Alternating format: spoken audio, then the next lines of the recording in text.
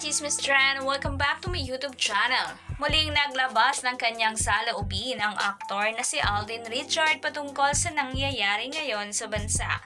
Matatandaan na ilang beses naglabas ng saloobin at sama ng loob si Alden Richard sa kanyang social media sa mga issue na kinahaharap ng bansa ngayon.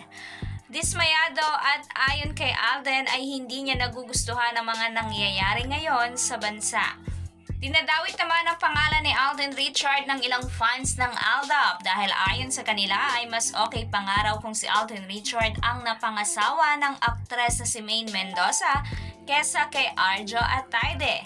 Ilang sigaw naman na Aldab ibalik dahil sa mga nangyayari ngayon sa bansa. Narito ang buong detalye at saloobin ni Alden sa issue. Let's watch this.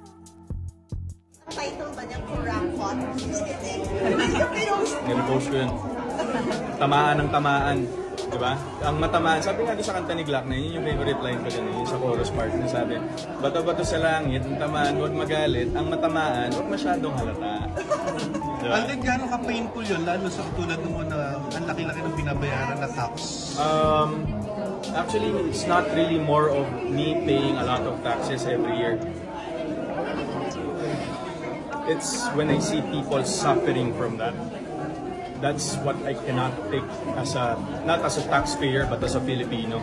Doon ako galit na kayo, itong mga korap na to, nakakatulog kayo sa aircon, sa malalaking bahay, tapos yung mga tao, pag bumaha, pag may nangyaring calamity, ultimo family members nila, ultimo buhay nila, nawawala. Kaya nila yun? I mean, how dare they? That's why I'm all for the movement against corruption. Maybe like what si Sir Vince Hizon of DPWH said, na hindi agad-agad. This will be a very long time because it has been systemic already. So matagal-tagal pero kailangan may gumagalaw. Yun eh. Huwag nating hayaan na mangyari na naman sa atin, bigla na lang tong mabaon sa limot. Because of, that's how I saw it. I've been reviewing past corruption cases in the government na parang all of a sudden, nakakalimutan siya. Tinatapalan siya ng iba-ibang klaseng balita just so people could forget. And the Filipinos are not stupid. We always remember.